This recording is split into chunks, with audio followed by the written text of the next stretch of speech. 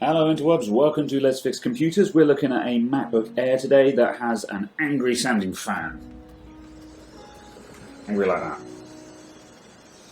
You can hear the fan is running on high speed at the moment, so we need to find out what's going on with that.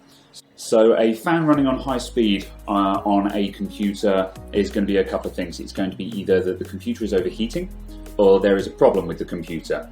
In the case of a MacBook, 9 times out of 10, if your fan is running on maximum speed at idle, so like on the login screen, then it is probably going to be a sensor issue. If any of the sensors in your MacBook are not reporting their settings properly, then the Mac will automatically kick the fans onto high speed just in case. Another symptom is also the computer will probably be running very slowly, although the amount of slowdown varies depending on the year and the type of Mac. So what we're going to do, we're going to start this thing up off of Apple Service Diagnostics, and that will tell us which sensor has failed. So let's plug that in, and we're going to go ahead and turn this off and boot from my ASD disk.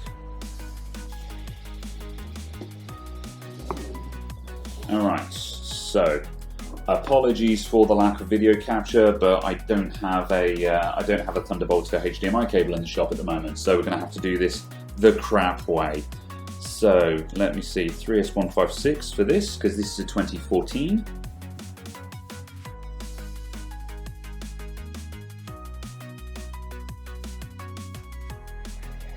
Okay, right, so we're going to deselect all the tests except the sensors, because we know it's going to be a sensor on this. So start test, and on error we're going to continue. Go!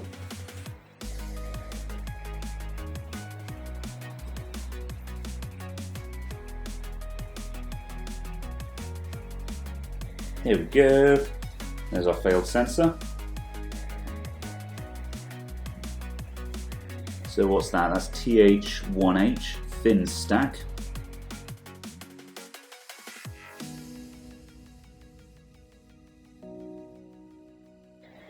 There's another error. That's the same one, TH1H, thin stack. Okay. So, TH1H, thin stack. I'm just going to quickly make a note of that before I forget.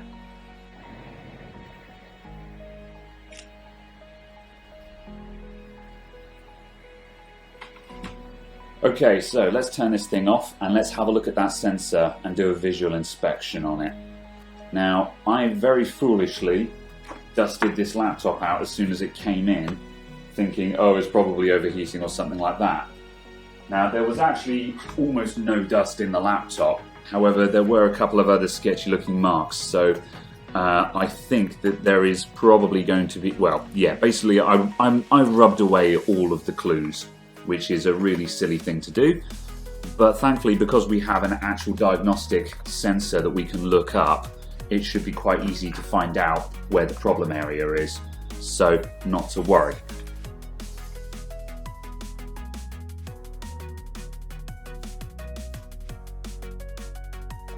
Alright, so as you can see, this thing's actually really clean on the inside. Let's bring the camera in a little bit closer. However, when I was working on it, I did see that there were a couple of signs of some possible light water damage around that screw. Then there was some stuff around there, and there was also some stuff around here. So those are the areas that I'm expecting to see stuff. You can also see a little bit of rust on those screws, which just shows where there's been a little bit of water ingress into this laptop at some point. Very, very mild, but there's been something. So let's get a schematic out of this and find out where TH1H is. Okay, so here is our schematic for the 8203437. Let's start searching. So firstly, what about TH1H? Is it going to be that simple? No, it's not. Okay, what about thin stack?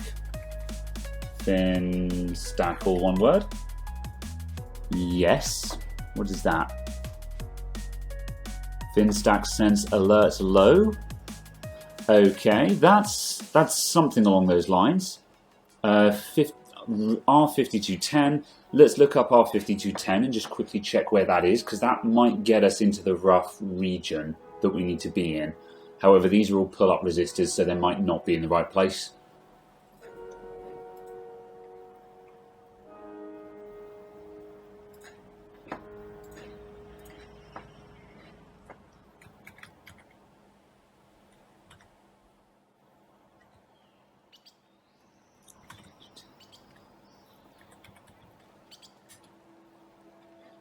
Okay, and so that is next to the U5000, which is the SMC, unless I'm mistaken. That's not going to be it, because that's not next to that's not in the right place for our thermal sensor. This thermal sensor is going to be near the heatsink somewhere, so this isn't it. These are just all pull-up resistors for other sensors. However, we could follow that back actually, so let's see where that goes to. So FinStacks alert L. Okay, that goes back to J9500. So this is the connector that goes over to the DC in board. So that certainly implies that this thermal sensor is on the DC in board, which, just as a reminder, that is this fella here we're talking about. So that's J9500 there, and we're moving across to there on the DC in board, and the sensor is going to be around this area here next to the fin stack. So in all probability, a replacement DC in board is going to fix this. So let's grab another DC in board and see if that fixes it.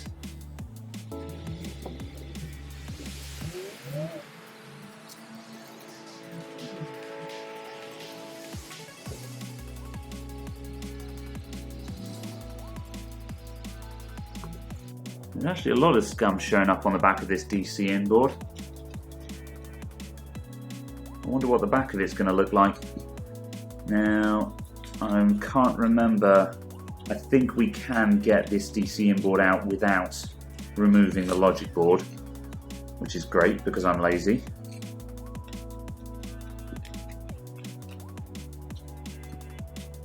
I just need to get the fan out of the way.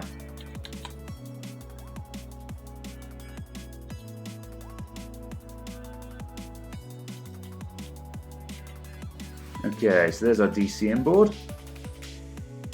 Back side of it is completely clean. However, we've got some skank around there and a little bit of patchy area around there. Okay, so here is another known good DC in board from my tester MacBook Air, which I think is also a 2014. So let's plug this bad boy in and see if it works.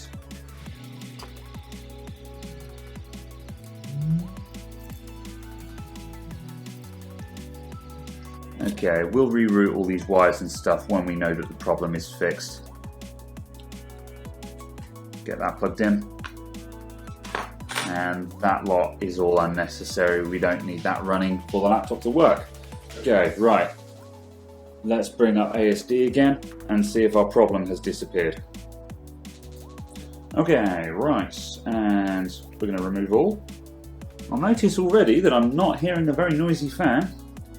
Sensor, continue on error, go.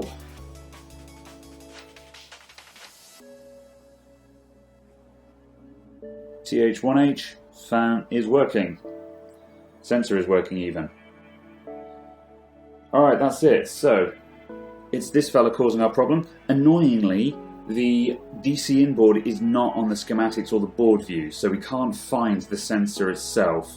However, because we've got some visible corrosion there, I might just take a closer look at that and try cleaning it up, see if I can save myself from having to buy in another DC in board.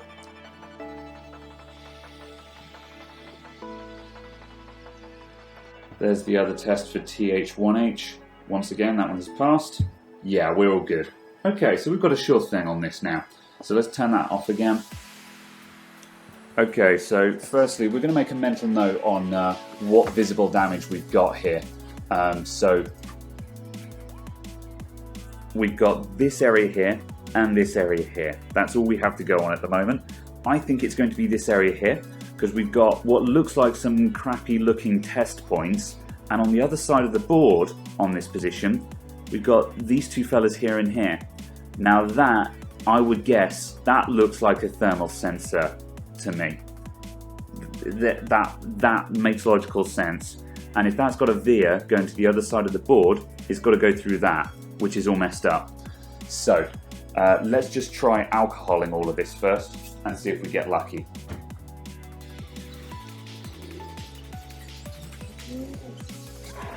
Okay, I'm not going to touch any of that because that's already clean. Now, having brushed away the corrosion there, it still looks kind of darkened. Let's just see if I can get you guys a super close-up of that.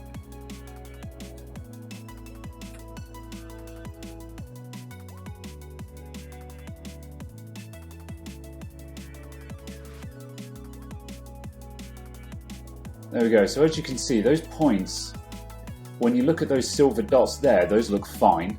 However, those do not look fine. Likewise, that one looks a bit ropey as well. Now, these are probably vias where the copper path, the trace, goes through the circuit board to the other side onto those fellas. That is probably our thermal sensor, the little six-legged chip. And that's a tiny little capacitor next to it, I'd imagine. That's my guess. However, as I say, because we don't have a schematical board view for this section of the laptop, we don't actually know. So, if that fella's burnt out, there's nothing we can do about it. I mean, I could run wires around this thing, but I doubt it's really worth it. Let's find out how much a replacement board is, just to find out if I'm wasting my time or not. Okay, so 2014 MacBook Air DC board.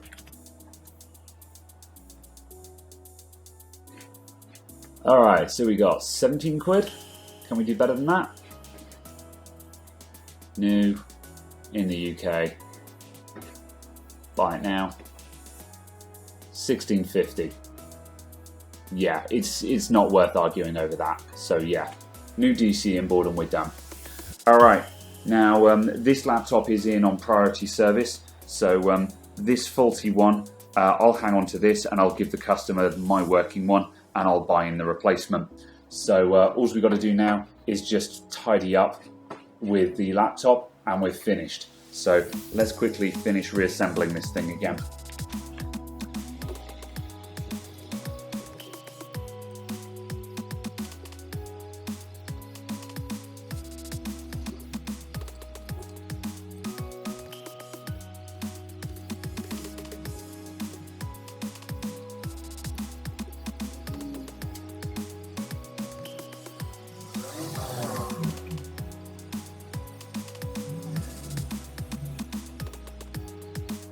Am I going mad here?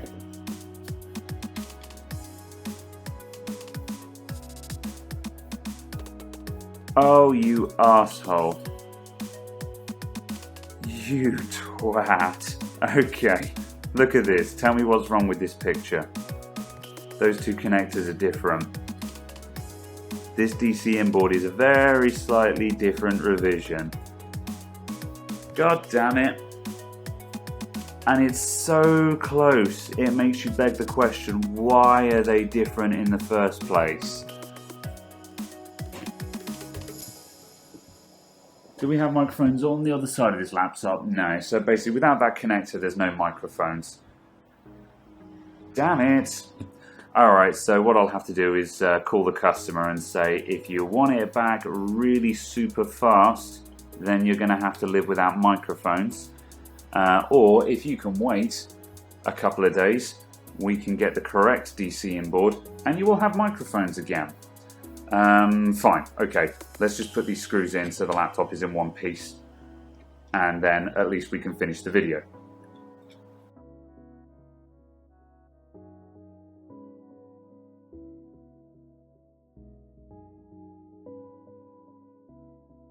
There we go.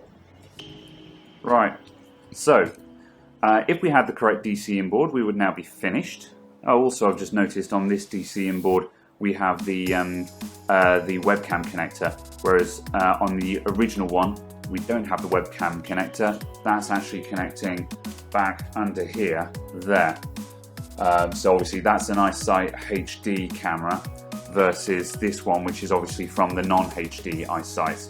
So this is probably, this is still a MagSafe 2 one. This is probably 4th gen, and I think this laptop is 5th gen MacBook Air, 5th or 6th. So yeah, a couple of subtle differences, so that's why they're different.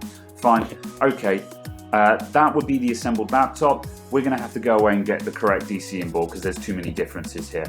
However, the laptop itself is fixed, so that's good enough for me. So you get the idea. We'll replace that with correct one off camera, and I'll see you all next time. Goodbye for now. So I just spoke to the client on the phone to get a green light on the parts cost, and they said that apparently their daughter uses the laptop in the bathroom. So they're in the bath and they have the laptop sitting on a stool next to the bath. So obviously the steamy room is what has caused the corrosion in the laptop, which explains why there was no obvious signs of liquid damage, just a very light corrosion in a couple of key locations. So that solves the mystery of why it was broken in the first place.